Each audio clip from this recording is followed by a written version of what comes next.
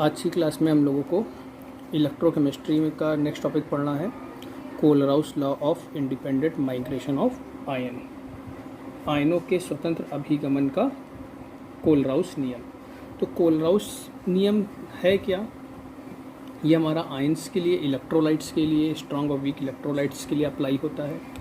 ठीक है, कोलराउस ने बताया था कि आयनों के स्वतंत्र अभिगमन के नियम के अनुसार, कि आयन्स जो होते हैं जब इलेक्ट्रोलाइट को हम सोल्यूशन में डालते हैं तो आयोनाइज हो जाते हैं। तो उन्होंने ये बताया था आयनों के स्वतंत्र अभिगमन के अनुसार अनंत तनुता पर वैद्युत अपघट की कुल चालकता में प्रत्येक आयन का एक निश्चित योगदान होता है जो दूसरे आयन की प्रकृति पर निर्भर नहीं करते हैं।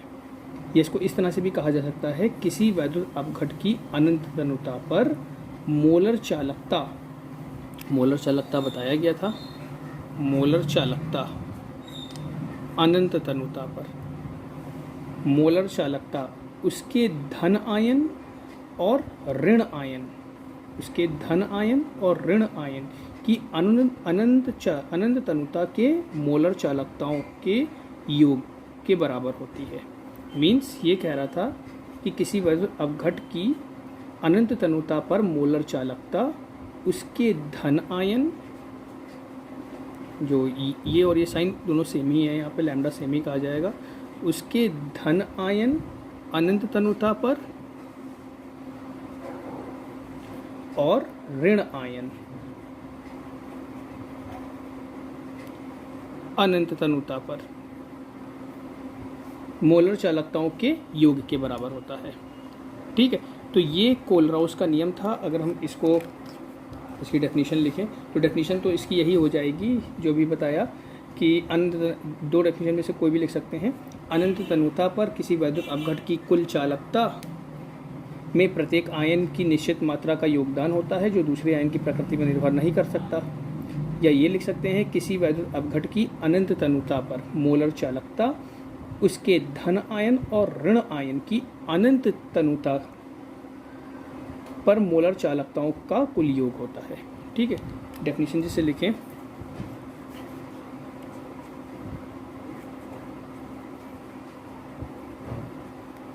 Kohlrausch law states that the equivalent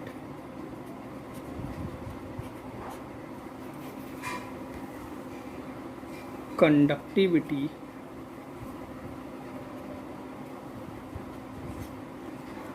of an electrolyte at infinite dilution is equal to the sum of the conductance of the anion and cations. This law properly known as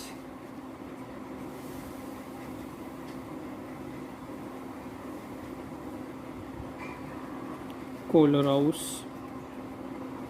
law of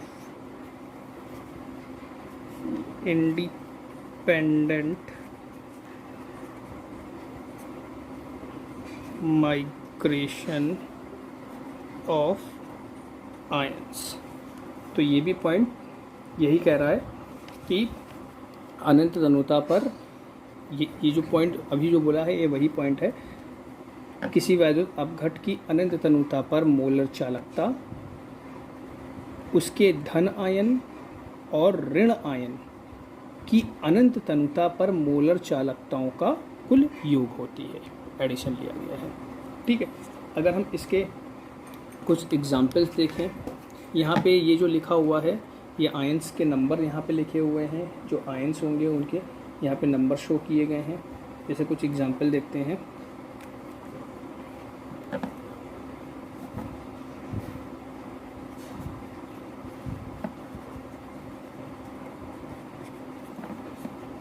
for example जैसे यहाँ पर हमको निकालना है कि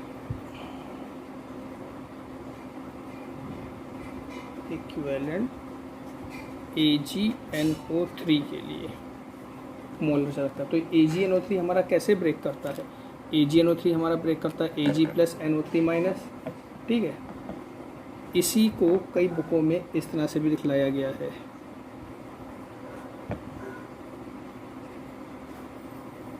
infinite AgNO3, तो Ag plus NO3 minus, तो ये हो जाएगा हमारा Ag positive eight infinite plus NO3 minus eight infinite. Silver एक आयन है तो यहाँ पे भी 1 रहेगा, ये एक है तो यहाँ पे भी 1 रहेगा।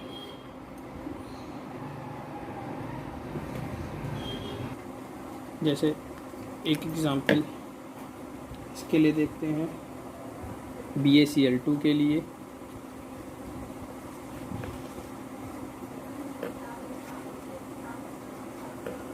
तो इसमें ये कैसे ब्रेक करेगा? Ba2 प्लस और 2Cl माइनस, इस तरह ये ब्रेक करेगा। तो इसमें हमारा ये क्या बनेगा?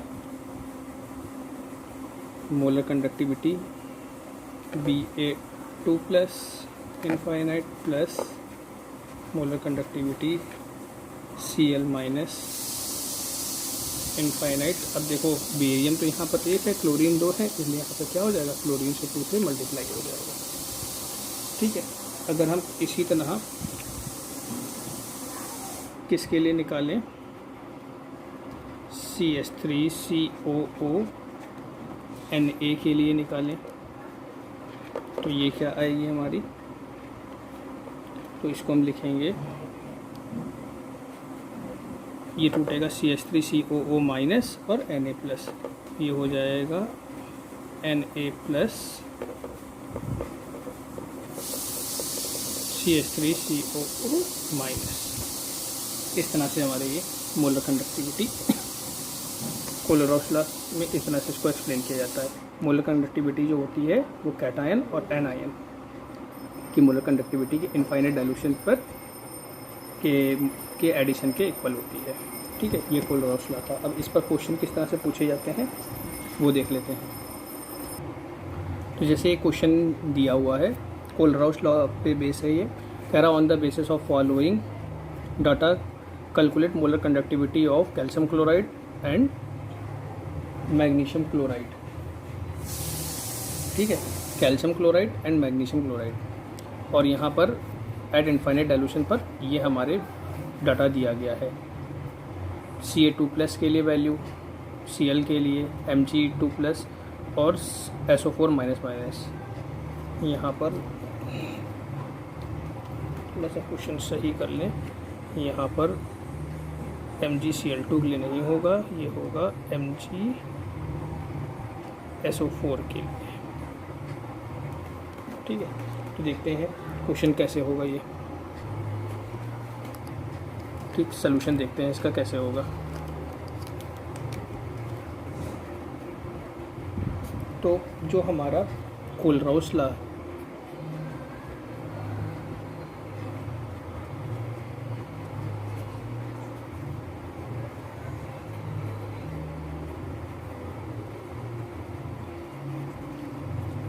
कोलोरॉस लॉ कैल्शियम क्लोराइड के लिए क्या बनेगा? अगर हम लिखेंगे तो कैल्शियम क्लोराइड के लिए CaCl2 एट इनफाइनाइट डाइल्यूशन क्या बनेगा? ये Ca2 प्लस प्लस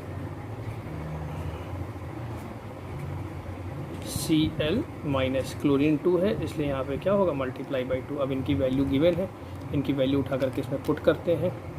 इसी के लिए मोलर कंडक्टिविटी पूछ रहा था इनफाइनाइट डाइल्यूशन पर, तो ये हो जाएगा CaCl2 एट इनफाइनाइट डाइल्यूशन। अब देखो कैल्शियम की कितनी आई, Ca2+ की कितनी दे दी गई है, आयन्स की 119 प्लस 2 इंटू क्लोरीन की कितनी है 76.3। इसको सॉल्व कर लें, जब इसको सॉल्व करेंगे तो वैल्यू आएगी, ये आ जाएगा हमारा 271.6 सेंटीमीटर स्क्वायर मोल इनवर्स। इसी तरह सेकंड के लिए निकालते हैं, किसके लिए निकालनी है, MgSO4 के लिए। तो यहाँ पर MgSO4 की molar conductivity eight infinite dilution पर ये क्या बनेगा, Mg2 + SO4 माइनस। ठीक है, तो यहाँ पर अब यहाँ पर देखो Mg का भी एक आयन है और ये सल्फेट भी हमारा क्या है, पूरा एक आयन है, तो यहाँ पे आगे वही नंबर मल्टीप्लाई नहीं होगा। यहाँ पे वैल्यू रखते हैं, Mg की वैल्यू कितनी दे दी गई है 106 प्लस सल्फेट की वैल्यू कितनी है 160। तो इसको सॉल्व कर लें, सॉल्व करने पर कितना आ जाएगा 266 सेंटीमीटर स्क्वायर मोल इनवर्स। इस तरह से ये हमारे क्वेश्चन इसमें सॉल्व होंगे। ठीक है, तो ये जो हमने यहाँ पर पढ़ा है ये हमारा कोलराउस लॉ कंप्लीट हुआ। इसमें कुछ फॉर्मूले और हैं वो भी देख लेते हैं। जैसे इसमें एक फॉर्मूला दिया हुआ है, calculation of degree of dissociation of weak electrolyte. तो इसके लिए क्या फॉर्मूला बनेगा, ये जो पॉइंट यहाँ पर आया है calculation of degree of dissociation for weak electrolyte. तो डिग्री ऑफ डिसोसिएशन जो होता है, डिग्री ऑफ डिसोसिएशन को हम शो किससे करते थे, ये केमिकल इक्विलिब्रियम में भी ये पढ़ाया गया था। ये जो होता है डिग्री ऑफ डिसोसिएशन, इसको हम लोग शो करते थे अल्फा से। ठीक है, तो यहाँ पर हमारा जो फॉर्मूला निकल करके आएगा इसके लिए, molar conductivity upon molar conductivity eight infinite dilution. यहाँ पर ये जो मोलर कंडक्टिविटी लिखी हुई है, ये molar conductivity of solution at given concentration पे ली गई है। ठीक है, और यहाँ पे ये जो मोलर कंडक्टिविटी है, ये molar conductivity of solution at infinite dilution पर शो की गई है। इसी फॉर्मूले को हम कई बुकों में इस तरह से भी दिखलाया हुआ है, lambda v upon lambda infinite. तो यहाँ पर ये सब फॉर्मूले आगे क्वेश्चन में यूज़ होंगे। तो यहाँ पर अगर हम इसको देखें, जो हमारा ये लैम्डा एन आया है, यहाँ पे ये क्या हो जाएगा, molar conductivity of solution at given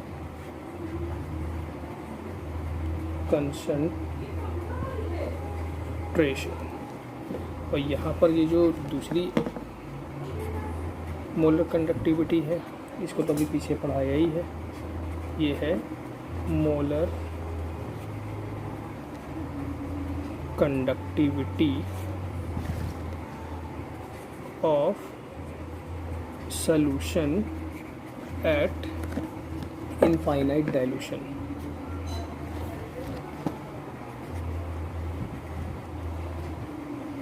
infinite dilution।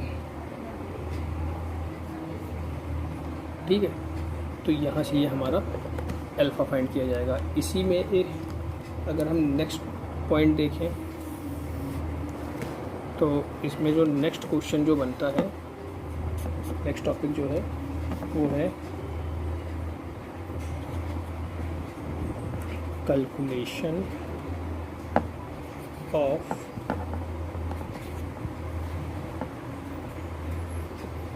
Dissociation constant of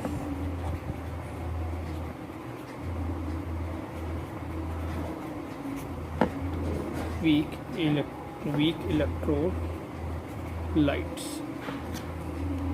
तो ये हम कैसे निकालेंगे? तो इसके लिए जो जनरल फार्मूला आता है वो हम जो बुक में फार्मूला लिखा है K = C∝² 1 - अल्फ़ा, ये लिखा हुआ है। ये फार्मूला C = α², ये यूज़ होगा।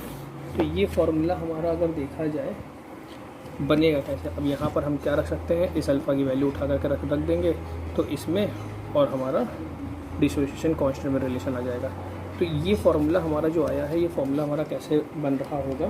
तो इसके लिए पॉइंट इस तरह बताया था कि ये पॉइंट बताया था कि मान लेते हैं एक AB वीक इलेक्ट्रोलाइट है, ये ब्रेक कर रहा है A+B- में, ठीक है। मान लिया शुरुआत में ये 1 है, बना नहीं है, अल्फ़ा टूटेगा, अल्फ़ा बनेगा। ये फार्मूला कैसे आया है उसको यहाँ पे डिस्कस किया जा रहा है, ठीक है। अगर हम इनको कंसंट्रेशन के टर्म में शो करेंगे तो यहाँ पर हमारा क्या हो जाएगा, C, यहाँ पर C कंसंट्रेशन के टर्म में शो करेंगे। तो अगर हम इसके लिए K निकालें, ठीक है, तो प्रोडक्ट ऊपर होता है, रिएक्टेंट नीचे होता है। तो यहाँ पर क्या हो जाएगा, A+ concentration B- concentration upon AB। तो यहाँ पर अगर हम वैल्यू रखें तो A की वैल्यू क्या आई है, C∝। तो यहाँ पर जो इसकी वैल्यू आई है, अब B की वैल्यू यहाँ पर क्या आई है, ये भी हमारी है C∝, और A- B की वैल्यू C1 - अल्फ़ा। तो यहाँ से K = क्या हो जाएगा, C कैंसिल हो गया, तो यहाँ पे बचा C∝² 1 - अल्फ़ा। तो ये हमारा फार्मूला हुआ, जो फार्मूला आप लोगों का यहाँ पे शो किया गया है। अब ये फार्मूला कैसे बना? अगर हम मान लें कि जो AB है वो वेरी वीक इलेक्ट्रोलाइट है, ठीक है। तो जब ये हमारा ब्रेक ही नहीं करेगा, बहुत ही वीक इलेक्ट्रोलाइट होगा, तो उस कंडीशन में क्या हो जाएगा, जब ये ब्रेक ही नहीं कर रहा है, ठीक है, तो जो जब ये ब्रेक नहीं करेगा उस कंडीशन में ये मानेंगे कि हमारा डिसोसिएशन नहीं हुआ है। जब डिसोसिएशन ही नहीं हुआ है तो यहाँ पे हमारा फार्मूला क्या बचेगा, K = C∝², ठीक है।